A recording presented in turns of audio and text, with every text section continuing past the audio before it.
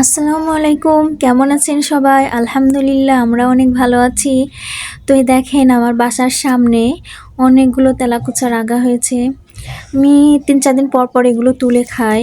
ভর্তা করে অনেক ভালো লাগে, অনেকটা কলাই শাকের মতো লাগে, অনেক মজা লাগে।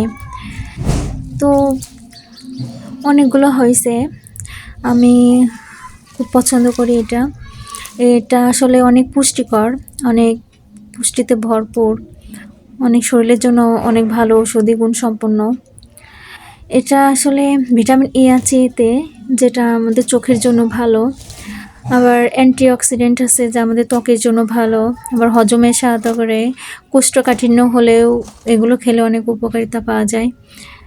অনেক আয়রনের ঘাটতি পূরণ করে, রক্ত স্বল্পতা পূরণ করে, দুর্বলতা এর অনেক উপকারিতা আছে, বলে শেষ করা যাবে না।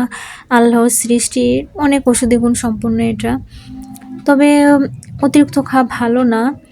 এটা বড় বড় অসুখ হলে ওষুধ চলাকালীন সময় এগুলো ডাক্তার পরামর্শ অনুযায়ী খেতে হয়। তো আমি অনেকগুলো তুলেছি, এগুলো আমি প্রায় খাই। প্রত্যেকদিন ভর্তা করে খাওয়া ভালো। সকালে আমি খাই গরম ভাতের সাথে, খুব মজা লাগে।